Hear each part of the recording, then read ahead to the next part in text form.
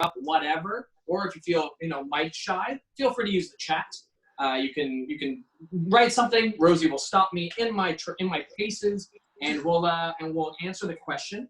But yeah, let's just jump right into the first cocktail. We are doing spooky and like Halloween related cocktails. And my hope here is that you can maybe take 1, 2, or maybe all 4 of these. And when next Saturday comes around and maybe you've got 1 or 2 or 3 people over for a small Halloween get together, you can pull out one of these and kind of wow somebody, or, just make sure that the party keeps going well into the night. So here is our first cocktail of the night. It's right there in the chat in terms of what we're using.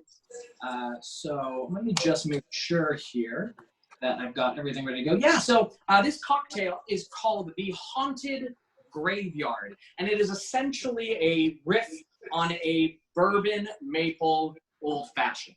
So the old-fashioned, where did that come from? What is that cocktail? Everyone knows it. It's an absolute classic. It is actually one of the 6 classic cocktails that every cocktail in existence is riffed off of. Every cocktail basically falls down to 6 different variants of drinks, the old-fashioned being one of them. And so that cocktail, the old-fashioned, was called just the cocktail when it came out in about 1800s, 1840s. And then eventually, as things kind of progressed and, bars were able to get ice and not just use water, they were able to kind of change things up. And eventually someone walked into a bar and said to a bartender, look, can you please make me a cocktail the old-fashioned way?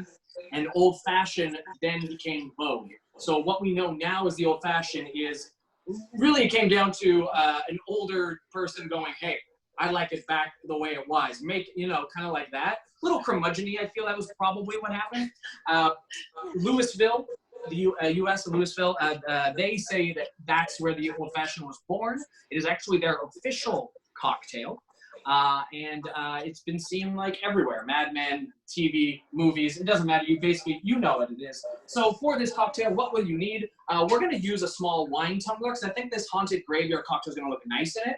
So what you wanna do is you wanna chill down your glassware first off, no matter what, we're good bartenders. So make sure to throw an ice cube or 2 in your glass, which we'll set aside. Let me just grab my ice, because I did not do that. So I'm just gonna grab some ice.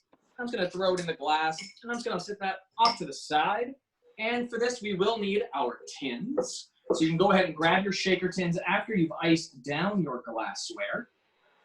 So for this, we are using bourbon. But you don't have to use bourbon. You got a whiskey at home you really like. If you got a rye at home you really like, go for it. As an old-fashioned drinker myself, I enjoy a bourbon old-fashioned. My favorite being Woodford Reserve, right there in the cocktail can. You can see that. It's a beautiful bottle. It runs in Canada about $50, so probably in the US about $40, and it's a great Kentucky bourbon, bang for its buck. What we got there? Clyde Mays. I've never heard of this whiskey. I have a feeling it's probably a US brand only. Yeah, it says it's a bourbon, but they actually make it in New York, so I don't know how it's called a bourbon. Yeah, it might not. I'm pretty sure Kentucky bourbon's got to be made in Kentucky. Yeah. But who knows? Maybe all the ingredients come from there. Maybe they, maybe they're doing something illegal. Who knows? Yeah. And followed up, I always try and include it whenever I can. If I can use maple syrup in any cocktail, I use maple syrup. It's definitely a nice warm feeling. Maple syrup is my favorite sugar. As a proper Canadian, it should be. So after that, we could use orange juice in this cocktail, but I opted out, and I'm going to use a couple of orange slices that will muddle. This way we'll get nice kind of citrus, essential oils from the rind. We'll get the juice that we need from a couple of slices, and we'll follow that behind just to make sure we get that orange. I've got some nice orange bitters right here in my dabber. If you couldn't find orange bitters, don't worry. You could use 1 dash of Angostura bitters if you wanted to. It will help give it a little complexity. I actually found Angostura orange bitters. Oh, I didn't know that Angostura did, the brand did orange. Yeah. I thought they only did the one kind. Yeah. So that's awesome. Glad you found some orange bitters. Yeah. So I'm Total Wine and More in the U.S. is great. Right? I'm going to start off by just cutting up 3 slices of orange. When I say 3 slices, I mean, they don't have to be huge. They honestly, maybe about half an inch in thickness. Nothing too big, nothing too small. Just a couple of good slices. I'm going to throw that right into the bottom of my large tin. No ice in the tin quite yet. Put that orange to the side. After we got our oranges, ooh, I've lost Mark. I think he's off to get the oranges. Yep. I made orange wedges, so now I need to slice them. I mean, if you have orange wedges, that's great. That's fine. Mhm. Like, it's the end of the day. I mean, they're probably a little thicker, so maybe use 2 instead of 3. Depending on the size of your wedge, of course. Like big wedges. Oh, perfect. That's great. 2 of those will be money. And once you got those in there, go ahead and grab whatever you're muddling with. If it's a muddler, awesome. If it's the back of a potato masher, that's fine. Like, whatever you got at home works. And let's just help juice these a little bit. Let's push down on the rinds. When muddling, you want to push down and you want to twist just a little bit. You don't want to make it like the Orange Massacre in there. You just kind of want to push down and help release those essential oils. Why not an Orange Massacre? There you go. That should be good. You should put some nice juice in there. I like to always taste my mother. That's a bad habit that I enjoy. All right, so next up, let's get some liquid ingredients going on here. Before we drop the liquid in, let's get some ice cubes in there. So go ahead and grab some ice, and we'll throw that right into our tin. What's going to be nice is when we shake this with the ice, the orange will even further muddle. So if you feel like you didn't get proper muddling done, don't worry about it. Whenever you got something like that in there, it's going to go great. So we're going to grab our bourbon or your rye, or no, you said you have bourbon. You've got some weird illegal bourbon. We're going to do 2 ounces. So if you are using a jigger, awesome, then you use the largest side. If you are using a shot glass to measure, you're going to want to use your full shot glass. Most shot glasses at home are 2 ounces, sold commercially. They're like 2.12 ounces, but they're pretty close to 2. So 2 ounces, 1 shot glass, or 1 large side of a jigger. We're going to follow it up with our sugar component. Of course, we're talking old-fashioned. Old-fashions are spirit, some kind of bitter, some kind of sweetener, and water or ice. And for this, we are adding a little bit of orange. You know, don't tell anybody. Let's hope the old-fashioned police doesn't come after me or whatever. And we're going to do 1/2 ounce of maple syrup. Now, if you like your cocktail a little sweeter, go ahead and throw in a little more maple syrup. But I'm telling you, you can never have too much maple syrup. So, like, do what you want. That looks good. Oh, it's going to be great. It's going to be fantastic. And then finally, you want to grab those orange bitters. You want to do about 3 dashes of orange bitters. 1, 2, 3, just like that. That's going to help give some complexity to the drink. It's going to help open up the orange a little bit. It's going to give us a little bit of tanginess in the back of our throat once we shake this cocktail up, which is the next step. So go ahead and give your tin a good slap. Make sure it's nice and covered. And we'll get to shaking. All right. When shaking, make sure you get a nice tight grip. Shake until you see some condensation on your tin, so it's a little too cold to handle. That's how you know you've got a nice, chilled cocktail. All right. Fantastic. Now that that's all done, you see here in the cocktail cam, I think you can probably see a little bit of condensation, maybe not. It's kind of shiny. There we go. All right. And for this, what we're going to do here is you want to get rid of the ice that you were chilling your cocktail glass with, because it's probably melted. It's probably put a little bit of water in there. And put fresh pieces of ice in there if you want. I mean, it's totally up to you. I'm going to use myself a little spear if I can get it out. Oh, no, no spears. I thought I had a spear. Well, I guess we're going with cube dice tonight. We're going to grab a couple of cubes, throw that right in there. And because we used our citrus and we have an actual orange in here, we are going to want to double strain this cocktail. Otherwise, that orange rind is going to come out. And it's going to kind of muddle up the cocktail. So if you have one, you're going to want to grab your fine mesh strainer. Or that I don't have. If you don't have that, you can feel free to go ahead and pour it right in. You might get, it's almost like orange with pulp. Hope you like pulp. Yeah. You go ahead and pour that right in. Oh my God, the color is beautiful. You should, yeah, you should get this beautiful amber gold orange.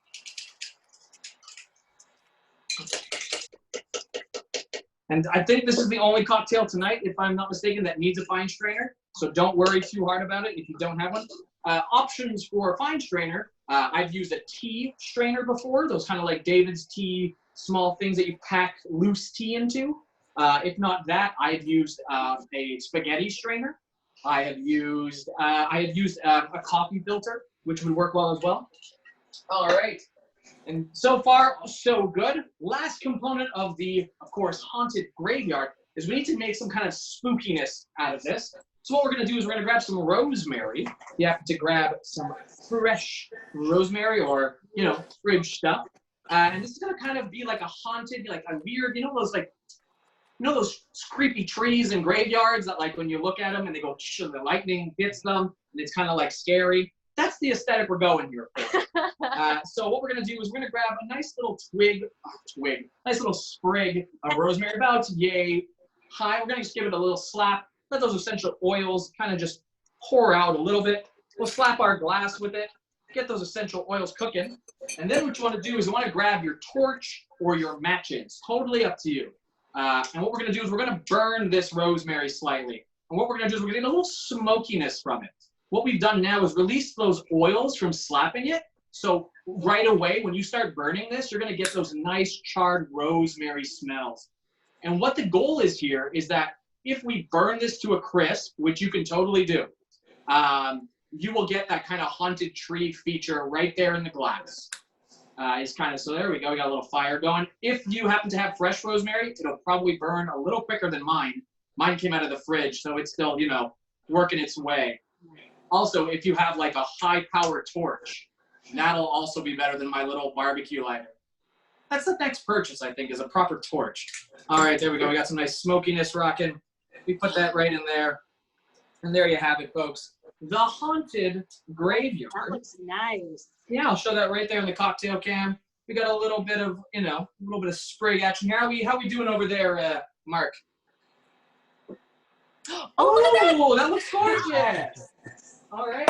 Well, Mark, need to take a picture. Make sure to take those pictures. Absolutely. Make sure to send them to Single Life today. You know, we want to see those photos. We want to kind of feature people who are coming to classes, people who are making the cocktails, get the people involved. But Mark, cheers to you, my friend. Let's see, Mark. Oh, that is delicious. It's very nice. That is right away. The nose picks up the rosemary. There's no rosemary in this drink, but because our nose picks it up, we end up tasting a little bit of rosemary. That smokiness has got a nice kind of smell to it. And then that maple syrup is so warm going down.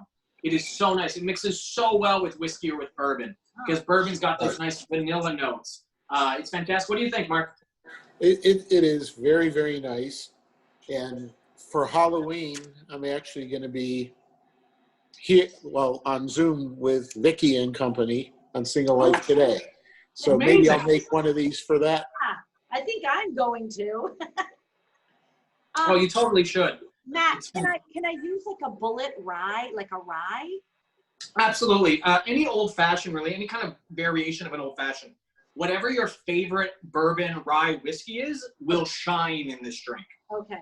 So whenever the ingredients list is like 2 or 3, like we have bourbon, maple syrup, and orange slices. Right. You have 3 ingredients, your alcohol is going to be the star of the show.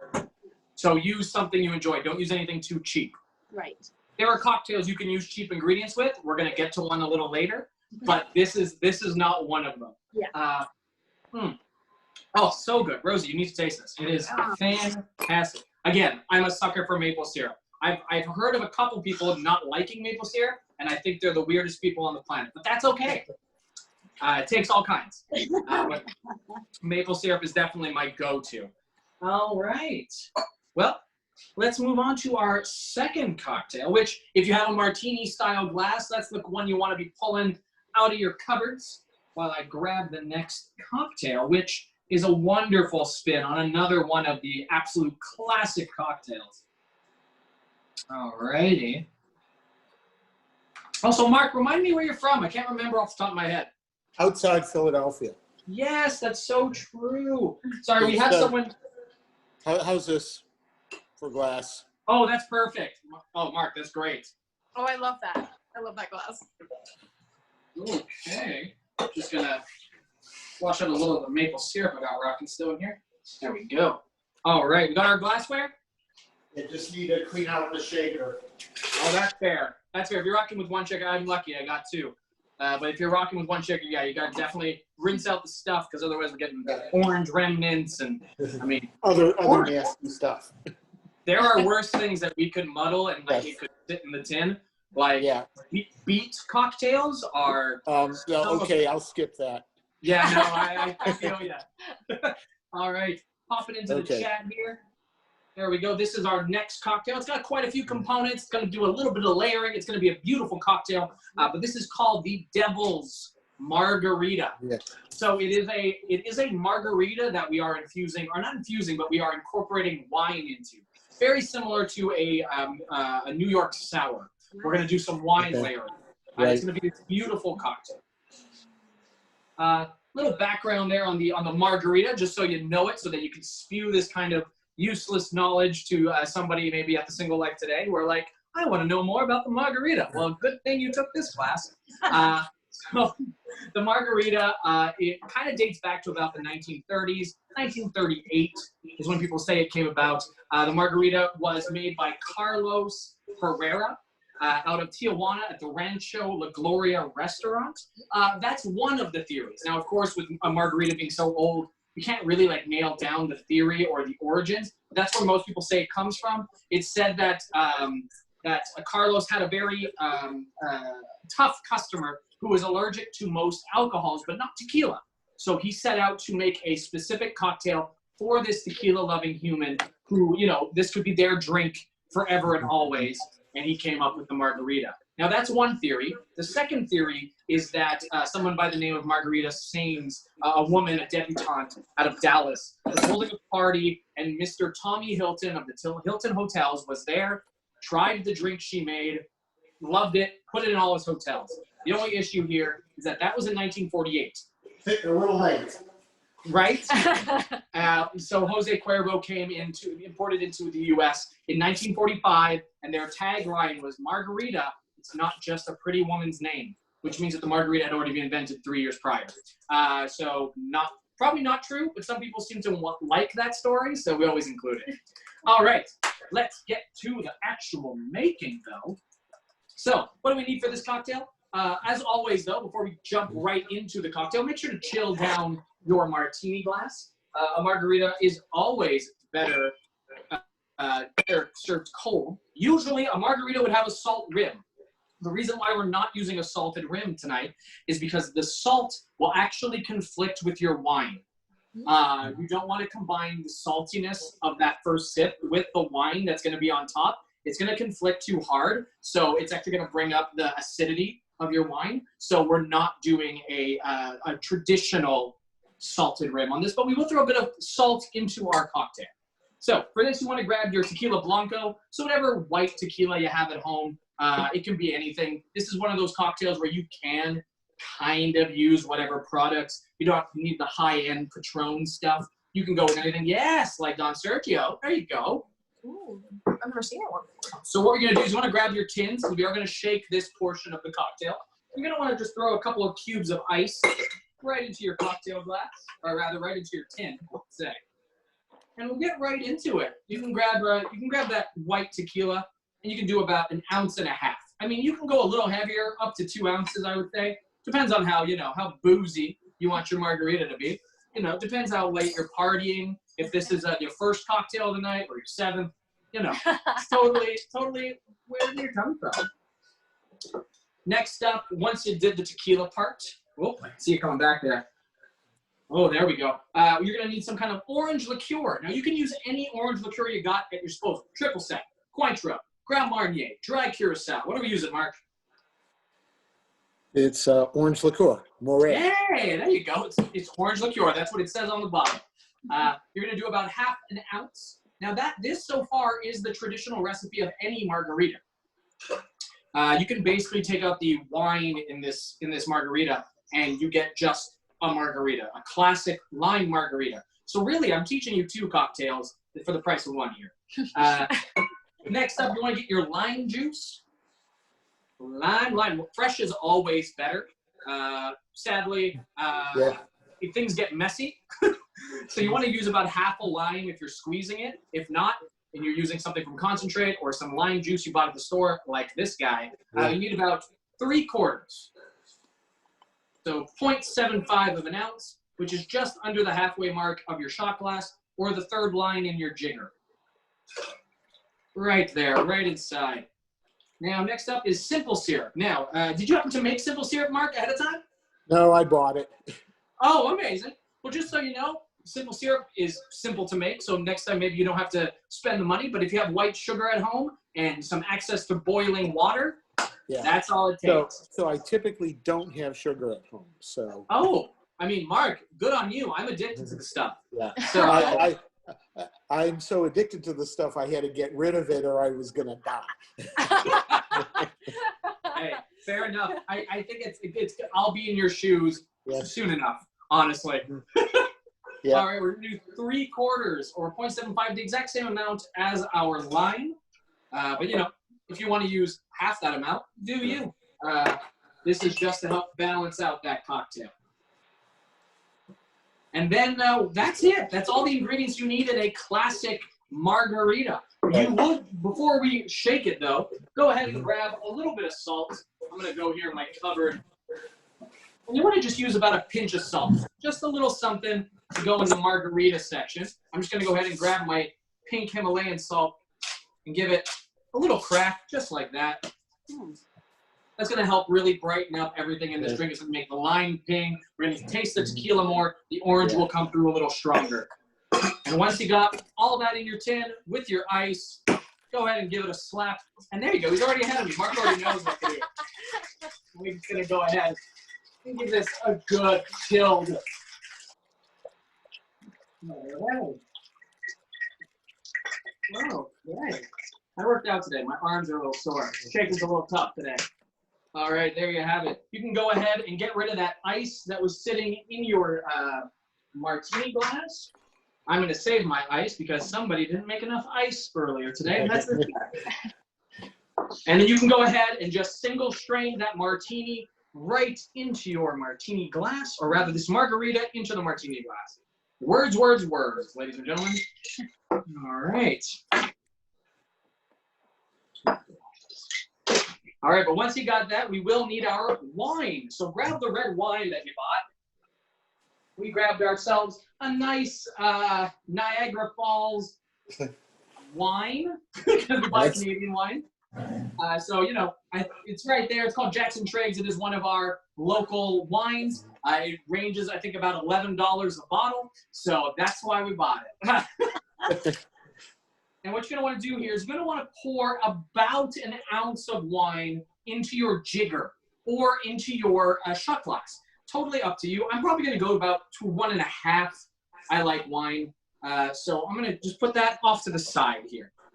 So what we want to do is we're going to layer this. Now, it shouldn't be too difficult because wine isn't full of sugar.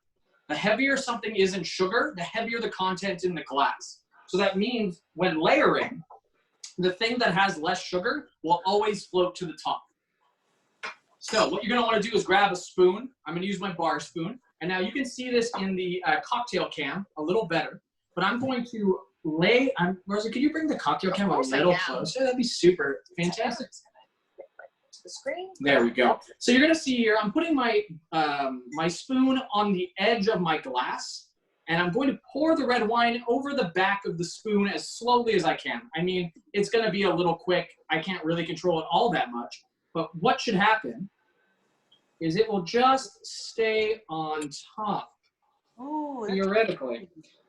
And it will do a layering effect. We have to let it settle. But coming out, we should have some white on the bottom. As slowly as we can. Oh, my God. It's beautiful. That's so pretty. I will say, if you don't get it the first time, Mark, there's a little system, you know, it takes practice. I am what they may call a professional, but you know, hopefully it worked out for you because theoretically science should be on your side. Oh, there you go. You got some gradient effect. Yeah. Oh, that's beautiful. There you go. You got a nice yellow bottom and some red top. Oh yes. Oh my God. You're like, it's flamey yours. Ooh, yum. There you go. And we don't want to mix this cocktail. We do want to, when we sip it though, when we cheers, you want to get a nice large sip. You want to get both components in the mouth. But you don't want to ruin the aesthetic, right? But this is your. We'll not garnish this. You could garnish it with a lime if you wanted to. I'm not going to go there. I think it looks pretty on its own. But Mark, cheers to you, bud. Cheers. That looks really pretty. Ooh, that's a wonderful, wonderful mix of tastes. Rose, you got to try this.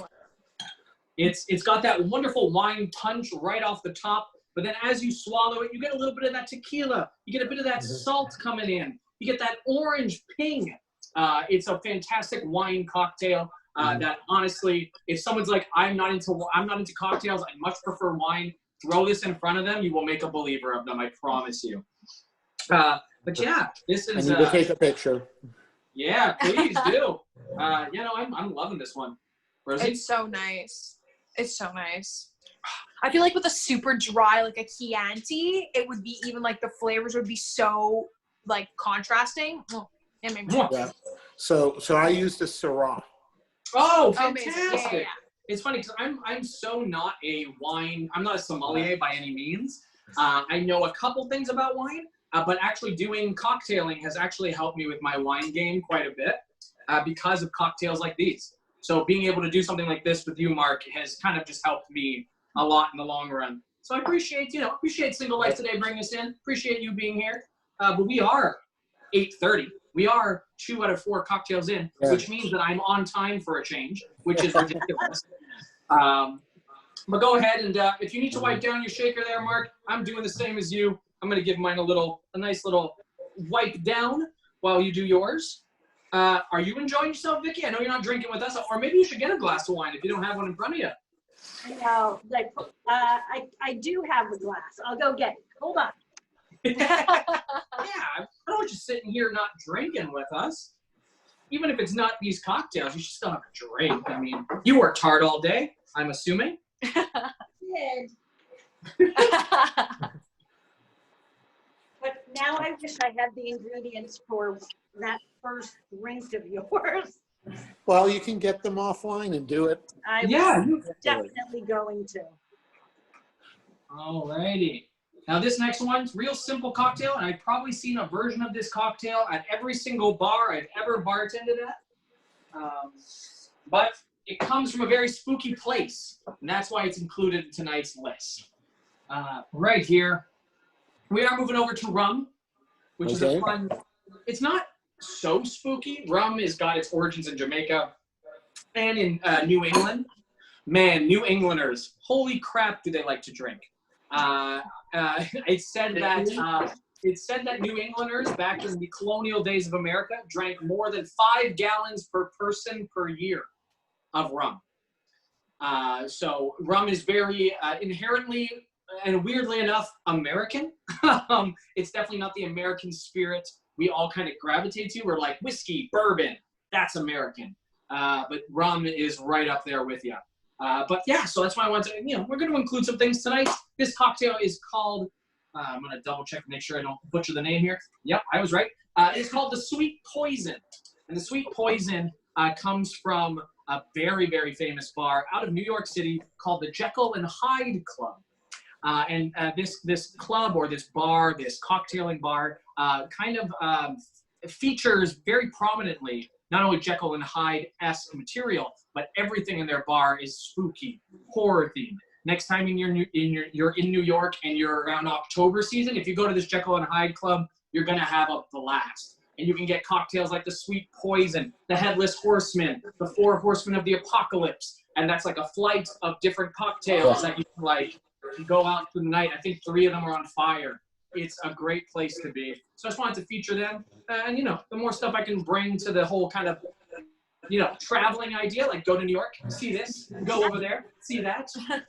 We got to try, right? We got to try.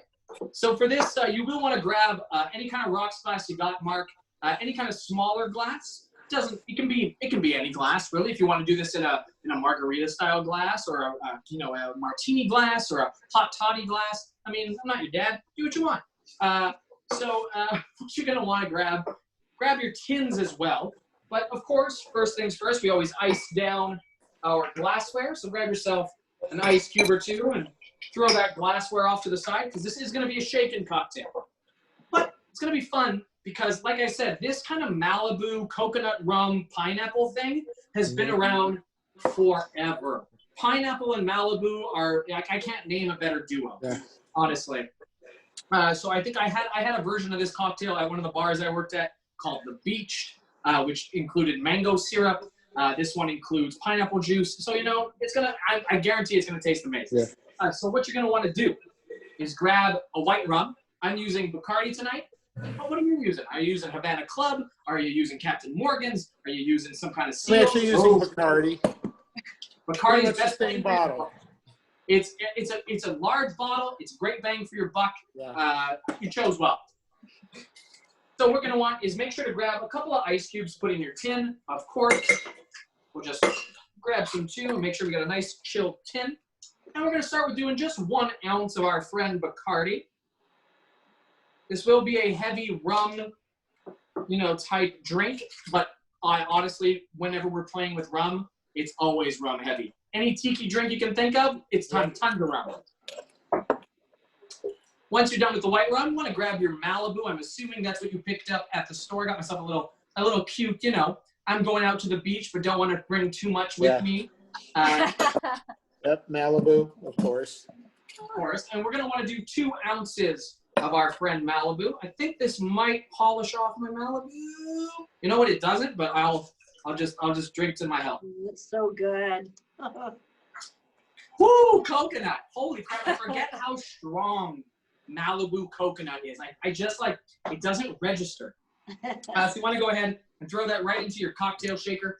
And then the last ingredient we're putting in here is our friend Blue Curacao. So Blue Curacao is this one's by McGinnis. It is an orange flavor liqueured tinted blue. Oh, I didn't know. So the actual taste has nothing to do with blue. It's not blueberry. It's not blackberry. It is orange. So it is an orange liqueur technically, but it is used to make cocktails look blue. So we're going to want to do about 1 ounce of blueness. And this stuff is blue. I mean, it is like, it reminds me of windshield wiper fluid, like in terms of how blue it is. And we don't want to add the pineapple juice in. We're going to save that for the last step.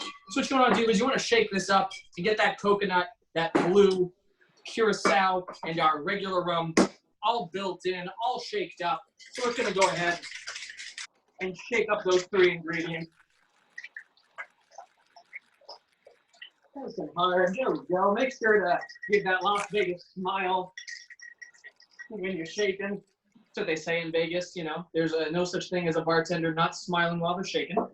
And you can go right ahead and strain that into your glassware. I'm going to leave my ice cubes in here just because they haven't been sitting for too long, so I haven't gotten too much, you know, they haven't melted too hard. So I'm just going to go ahead and just pour that in. Wow, look at that color. Oh, it is blue. It is quite blue. There we go. And then to finish this one off, what we're going to do is you can use what I write here, which is I think I actually didn't write any ounceages for pineapple juice because what you want to do is you want to fill it with pineapple juice, the rest of it. I would say probably not more than 4 ounces, of course, depending on how big your glass is. And you want to just put this over the top. Ooh, make sure before, because I just haven't done it, make sure to shake your pineapple juice if you just bought it. You want to make sure that you got to get it all incorporated because pineapple juice seems to split when it sits. You're so funny. Yeah, there we go. Now I've got a nice color. And we're just going to go ahead and pour that right over. Now it's green. And now it's green, like sweet poison. Because something I learned way back in elementary school, preschool, probably preschool, that blue and yellow make green, folks. So look at that. And you got this beautiful green cocktail. If you were to layer it, you could technically layer this cocktail, and you would get this really nice blue on the bottom and yellow on the top with a green in the middle. You could totally go down that route. It's totally up to you now that you know how to layer something. Pineapple juice, super sugary. It will be a higher sugar content than the bottom of the cocktail. So your blue will sit on the bottom a little better. So my pineapple juice wasn't as yellow. Oh, So I'm still a little blue here, but still a little blue. Okay, but hey, I mean, you got a little bit of green going, or if maybe halfway through the cocktail, pour in a little more pineapple juice. You'll get that green. And then of course, we want to garnish this with our pineapple friend. And if you happen to have them, I do, so I'm going to use them. Again, I'm like you, Mark. I had to buy like a whole thing of pineapple. So I feel you. I feel you in the pineapple game. And I should have cut this earlier, but I didn't. Because you know what? We're all friends here. So I'm going to go ahead and get myself a nice little pineapple wedge. There we go. I'm going to turn this into something that reminisces. Yeah, that's what I like. There we go. A little off to the side, just like that. I will eat this. Yum, yum. Put you back over here. Make sure to clean up my mess because no one likes a mess. And then I will use some nice whiskey maraschino cherries that we picked up. And I'm just going to add that right in there. You know what? I'm going to grab a toothpick. I'm going to skewer that toothpick and that pineapple together to make that look real nice for you. There we go. Very pretty. And right there on the cocktail cam, I'll show that off to you right there. It's a beautiful little thing. It is called The Sweet Poison, right out of New York's Jekyll and Hyde Club. Cheers, my friend. Cheers. yep. So, Vicky, Yeah. typical drink at the pool bar. Oh, yeah. Absolutely. Like I said, you've probably tasted this variant of this drink at any tropical resort. It is literally one of the simplest things to make, but you can always play with it and make it into something festive, something fun. It's also super approachable. That's like the biggest part of this cocktail. The reason why it's so popular, anybody is going to like this drink. Yeah. Even those who are like, pineapple juice. I mean, I'll tell you this right now. I'm tasting coconut way more than I'm tasting. Oh yeah. Oh yeah. Rosie, would you like to taste, of course? Oh, yes, that's what I came here for. I'm here for the coconut. I never Alrighty. knew Curacao was an orange flavored liqueur. Yeah, no, it surprises a lot of people. Color is very deceiving. Yeah. It always is. Example, I think if I pull it off the cart here, we have this wonderful gin, and it's purple. It's a purple gin, but it has nothing. It honestly does nothing to the flavor. And it's great to use for different cocktails, just like this, where we want to take something simple and add some color to it. It is a cocktailor's dream. That is called I Empress. would buy that gin just because it's so beautiful. No, absolutely, and that's a huge part of their marketing. Yeah. All right, well, here we go, folks. 8:45. We're right on time. I mean, you're gonna have a party. I don't know if you got anybody at home with you there, Mark, but let me tell you, you're gonna have a party either way. Yeah. Well, I have a 7 a.m. call tomorrow morning, so I don't know if I'm going to be finishing all these. I mean, toss them in the fridge. They keep. Yeah, that's what I might do. Just pop them all in the fridge and have one every evening. I mean, if I can have that influence on your nights and they go positive because of it, I'm a happy boy. Let me tell you. All right. So here we go. This is our last. Ooh, I didn't get the number there for. That should be 2 ounces. I'm just gonna go ahead and pop that recipe into the chat one more time so we get a proper. There we go. So this is actually a very famous cocktail. It is probably the most famous cocktail on our list tonight, and it's I solely chose it because of the name. And it does not necessarily always a spooky cocktail, but it always makes the top 10 Halloween cocktails on any list. It is called the El Diablo. Ooh, Yeah, the El Diablo is an absolute classic cocktail, and it is not necessarily a tiki cocktail, but it was created by Trader Vic, Victor Bergeron of Trader Vic's restaurant and tiki bar. And it's said that he invented it roughly at about 1946 area. That's the first time we saw it in one of his books. And then he rewrote the book, added a couple more tiki cocktails in 1968. But then big twist in his next book in the 1970s, which was called Trader Vic's Classics. It was weirdly omitted and then never seen again. It's basically said that people think that he probably stole the drink from a tiki island, so maybe Cuba, maybe the Dominican. He stole the drink and someone essentially sued the crap out of him privately and now no longer can use the drink. But we're not sure what happened to it. It kind of got lost in time. And one of the big reasons people don't drink this drink as often as they do or should is because of this ingredient right here. This is creme de cassis, or most commonly known as cassis. I'm not sure if you were able to find the bottle there. Yep. It took a while, but I mean, I wasn't sure. It's always weird, Canada to the U.S., to figure out, like, oh, what things are readily available in the U.S. So I have to always do a little research. Oh, there you go. Yeah. That looks great. yeah. Like So that's like, I don't know if you're familiar with the chain Total Wines and More here in the U.S. I've been told a lot about it. Yeah. So if you're looking for something and they don't have it, no one has it. Good to know. That's I want to actually ask you, Mark, since you were out looking for things. Yeah. I want to double check. Absinthe is illegal to sell in the U.S., correct? I don't think that's true. Oh, I okay. think when I was at the liqueur aisle, I think I saw it. Okay, cool. Because any kind of search I do, it always is like absinthe is illegal. Not illegal to own, but illegal to sell in the U.S. So it was one of my things where I was like, oh, if I do an absinthe cocktail, is it going to be hard to find? Yeah, it may vary state to state. Okay. Because the liquor laws aren't national, they're state to state. I always forget that about the U.S. I just Googled it. It said it was made legal in 2007 with regulated thujone levels. Okay. Right. So for example, the absinthe they sell here may not be as strong as what they sell in Canada. Yeah. It's probably like a modified version of the recipe to make it legal. Fair enough. Well, creme de cassis is super legal. And I don't know, have you ever tried creme de cassis, Mark? Probably at one point in my life, but I don't remember.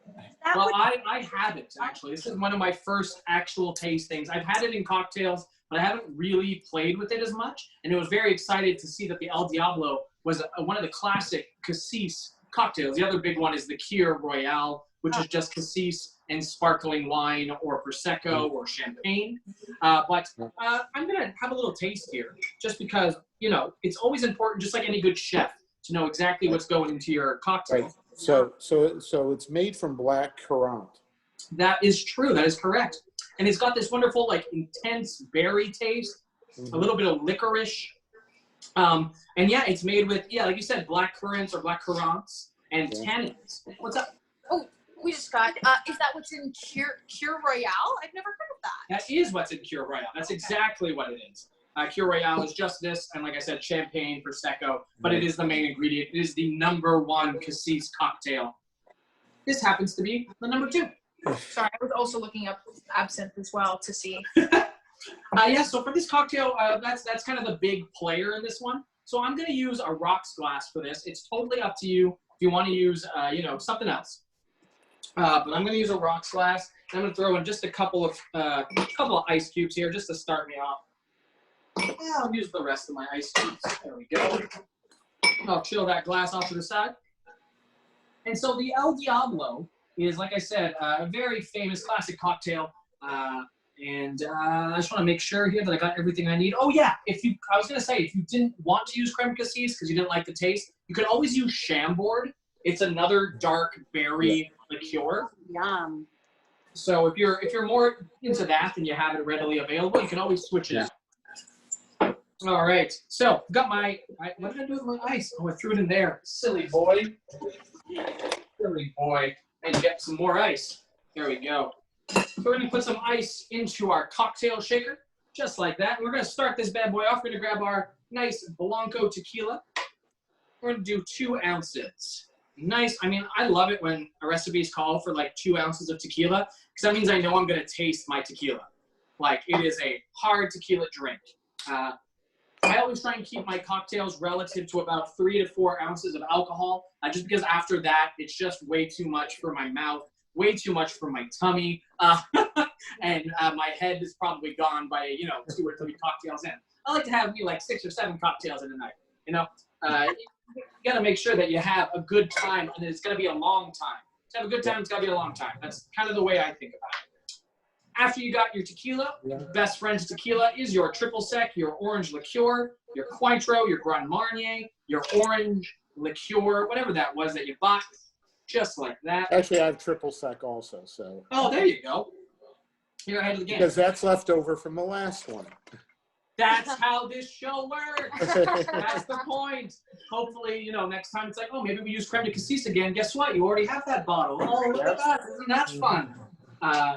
Next up, we've got our lime juice. It's going to be another 3/4, so 0.75, just like our margarita. Very similar. Going right in. Follow that up with the equal amount of our friend simple syrup, 0.75, or 3/4 of an ounce. And then the star of the show, our friend creme de cassis. Again, this is a wonderful, wonderful thing to have just on ice if you want, with a little bit of sparkling water. This stuff goes a long way. So, just half an ounce of our cassis. It also is like a deep, dark, blood red color, which really helps this kind of El Diablo come alive. And then the last ingredient, which is ginger beer, we're going to hold off. You never want to shake a carbonated thing. It will explode. So that is going to be all the ingredients we need right there in the tin. We've got our tequila, our triple sec, our lime juice, and our simple syrup all ready to go. And I'm going to wait for you, Mark. I'm going to wait for your cue to go shaking. Okay. There it is.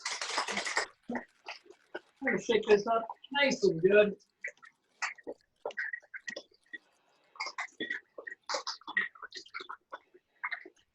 All righty. There you have it. Open that up, and it should be this gorgeous red color, almost maybe pinkish even. And I'm going to get rid of the ice that I had sitting in my glass, and I'm going to replace it with a large square ice cube right there in my rocks glass. Yeah. And then I'm just going to go ahead and strain that right over my ice. It's going to be this beautiful, beautiful red purple color. It's going to be great.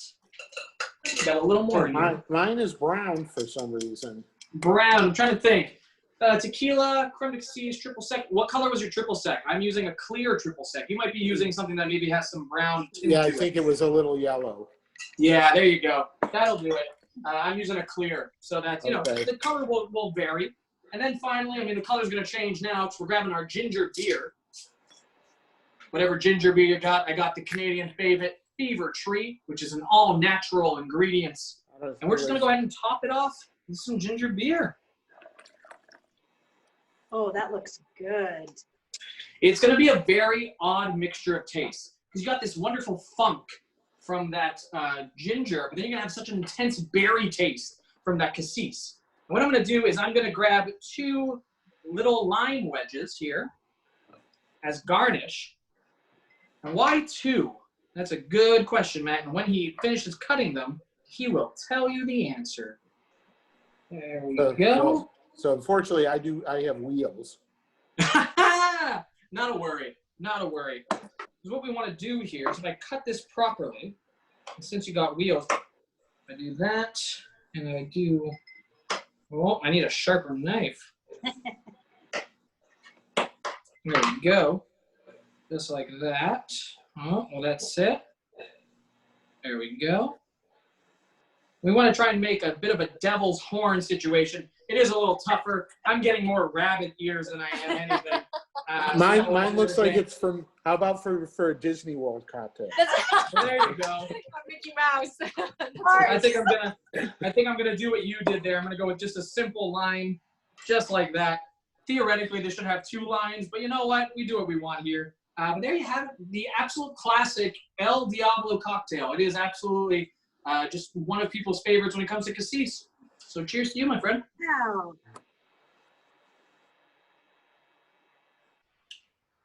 Ooh, that is super cool. That is nice. That is probably one of the like more interesting cocktails of the night, just in terms of its flavor profiles. Mm-hmm. Tequila. You've got this wonderful tequila, but the ginger really sticks with Right. it. But it's like refreshing in a way. Yes. And I have a feeling because it's bubbly, right? That Mhm. as we drink this drink, Oh, yeah. we're gonna lose a bit of the ginger and we're gonna get more berry as we go, which is super cool because berry has sugar. Sugar equals endorphins. Endorphin means I have a good time, which means I order another drink. Which is what the bartender wants. That is correct. Yeah, so I'm telling you, serve this at a party, and by the end of the drink, people are going to be asking you to make another. But let me just show you what we got here. Yeah. So we did El Diablo. We've got ourselves the sweet poison out of the Jekyll and Hyde Club. We've got ourselves the Devil's Margarita. And of course, we've got the Haunted Graveyard. But there it is, 8:57, bringing it in under the hour. Just like that, 4 cocktails. Thank you so much. Thanks to you, Mark, for yes. coming and having a great time with us tonight. Well, this is great. One-on-one, can't ask for anything better. I mean, honestly. Yeah. So make sure, and I because I'm on my tablet, I won't get it out of the chat. I think I still have your PayPal. Oh, I can So- send it, Mark, Yeah. I can send it in an email Okay. to you. Sure. Do that, please. Yeah, absolutely. If anything, Mark, that's very kind of you. Yeah. That's at isolationcocktails@gmail.com. But again, that's totally at your discretion. It's Yeah. very kind of you to think of us Yeah. out. Yeah, we'll be here next month. Yeah. You know, Right. and let people know, Mark, if you enjoyed the class and you got someone at work that's interested, even if it's just for the night, get them to have a drink with you. Yeah. And I have a request. Oh, did you already send the Fall Inspired? I mean, I did, but if you got a request, we can change it. No, I haven't looked at it. I haven't looked at it yet. But what's your request? Because I can tell you right now if it's there or not. There was a drink I had at a restaurant, and it was a bourbon base, Okay. and it had lemon, fresh ginger, and maybe something sweet, and it was one of the most delicious. Lemon, ginger, bourbon. Do you remember what the garnish was? Because the garnish is a very good indicator of something that might be in the drink. That's a good question. I want to say it might have been rosemary. Oh, that's really cool. That I can definitely take a look. I can definitely think of some cocktails. And when you get to take a look at the fall stuff, and if there's something there that you're like, let's change it up, we can build that one. Okay, no, you know what it was? It was mint. Ooh, yeah, that makes sense. Mint and lemon are best friends. Yeah. So it was probably Yeah, something along the lines of a bourbon smash, most likely, Okay. which has got lemon, mint, bourbon, and some kind of citrus other than lemon. Okay. But Awesome. that is our spooky cocktail class. Yes. Um, Thank you. Yes, and I love that glass, Mark. Yeah. Mark, Well, I love that. I didn't know so that it had a what's- crazy stem. Yeah. So what's interesting, it stayed separated. Oh, yeah. Oh, look at that. Mark, put it to the side a little, can you? I'm trying So to. I'm trying to get the camera. Maybe let me put. Well, yeah, I was trying. Yeah. Oh, there it is. Yeah.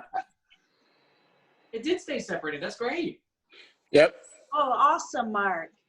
Which means that, if you got any of those fun people that do the Instagram or the Facebook photos, they're going to love it because they're going to be able to take photos of it all night. Well, Matt and Rosie, thank you so much. And we will see you November 21, I think it is. I believe so. It is another Thursday in November. Let me just double check. It would be either the 26th or the 19th of November. I have to double check that with So you. it's the 19th because 26th is the day before Thanksgiving, I think. Yes, that is true. It is Thanksgiving. Yeah. Yes, your Thanksgiving. Our Thanksgiving. Yeah, sorry. So it's the 19th. Yeah. Perfect. So Vicky, hang on one second. I want to show you something. Okay. And Matt and Rosie, thank you so much. And Matt, just send me that thing we were talking about earlier. Yeah, will do. I'll send it Okay. to you right tonight. Okay. Have a Bye, great night, you guys. two. Bye. Bye. Mark, I'll stay on with you. So I'm hoping I can get this on the camera. Do it this way. Wow. Is that from that artist? Yeah. Mm-hmm. It arrived today. Oh my gosh, that's beautiful. Oh, now I can't see you. Yeah. Now I've got, yeah, I think I covered the camera or something. Switch to gallery view, start video again. Okay. Okay. Oh, that's so exciting. Yeah. Have you looked at frames for it? It's on a it's a canvas wrap, Okay. so it's sort of on its own frame. Yes. Okay. Oh, So, how nice. yeah. So I decided like that's a 12 by 16, Okay. and like she only had like 3 or 4 original pieces on her site. Okay. And a couple were landscapes, but they were all much bigger pieces and like $800-900 pieces. Okay. And she had one smaller. So this is 12 by 16. Okay. That's a nice size. Yeah. Mm-hmm. Oh, very nice. I Yeah. love when you find a piece of art that you really like and then you Right. get it home and it's. So where will you put it? I have no idea yet. Because, Fun part. so I've gone through, like, first of all, I have a lot of my own photography Mm-hmm. that I put up in various places. Like I have, my latest eagle picture from the Alaska cruise. Oh. I have a couple of things like that up. I used to have, like, at one point I was collecting fantasy art. Mm-hmm. I have a couple of originals, but most of it is numbered lithographs. Okay. And, or like book covers from not well-known books, a couple of original pieces. Mm-hmm. But I never really put those up in the new house because that was a phase I went through 30 years ago. Okay. Yeah. But I still have it all. And then with Michelle and I went through a phase when we were doing cruises where we bought a bunch of stuff from the Park Avenue galleries that they do on the cruises. Yeah. And so we have like 10 or 12 pieces, but we never got around to getting frames for any of them. Oh yeah. So they're sitting. So I'm trying to decide if I really want to, like, okay, get all this stuff framed and like sort of just my living room, dining room, turn it into a little gallery. Oh, nice. Mm-hmm. Very nice. Yeah. That's the thing. It's like I have a couple pieces of art Right. I've had for 5 years and I still haven't framed them. Yeah. And it's like, you reminded me of them. They're up, I have them so they're still lying Right. flat. Yeah. Mm-hmm. I need to get those framed because otherwise you forget. Yeah. Well, so while we've been in quarantine, I've done like a lot of people, I've done work on the house. Mm-hmm. Of course, I didn't do it myself, but Had work. so, yeah. So I had all, like, my downstairs is all floor, like wood, vinyl plank, that sort of thing. And upstairs is all carpet. Okay. And it's the original carpet from when the house was built 20 years ago. Okay. And yeah, it wasn't in bad shape, but it wasn't in really good shape. Mm-hmm. So I changed all the carpet. But in order to do that, I had to, like, pack everything that was loose up. because they move furniture around, but they won't move all the stuff, and they won't move it if there's stuff in it, like all the things on the bottom of the closets and all of that. And like I'm literally under the bed, laying flat, was all of this Park Avenue art, and I'm like, damn. Like I knew I had a couple of pieces that were like on mat boards. Yeah. In my library, which is sort of a junk room. But I'm like, I forgot we had bought those things. Oh my gosh, and those were some money.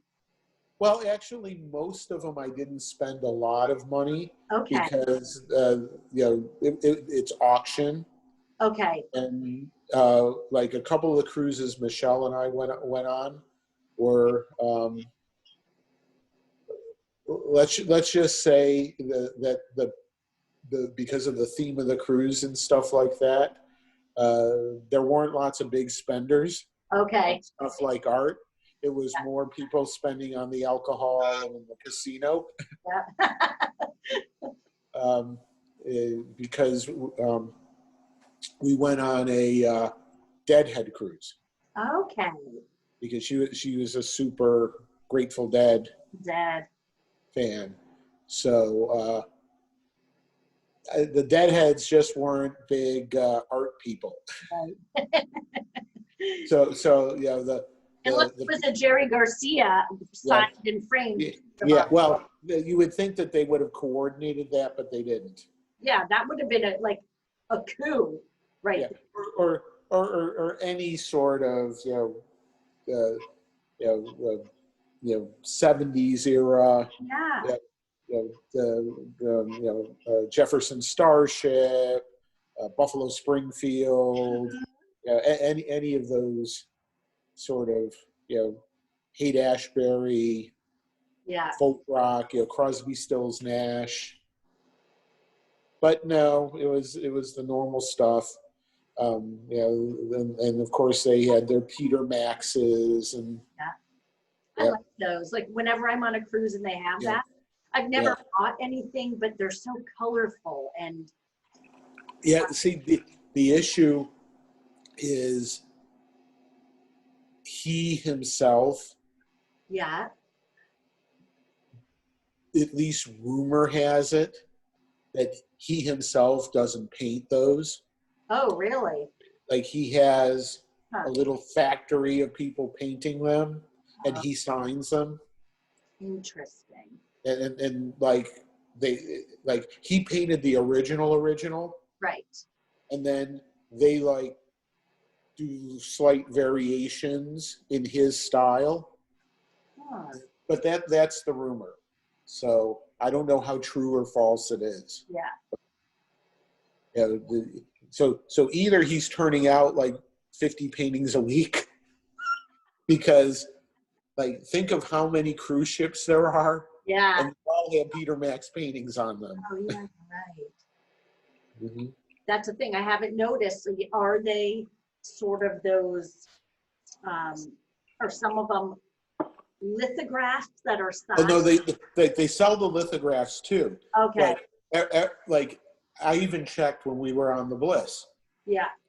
They always have at least one or two Peter Max originals. Oh yeah. And you start doing the number of ships that Park West Oh my God. is on, and they always and you do the math, and you're like, this guy must be painting 4 paintings a week or 5 paintings a week. And I remember there was an expose on Park West in like the New Yorker or one of those things, where it wasn't like it's a ripoff, but it was like they hard sell the people on the cruise. This is such a great deal.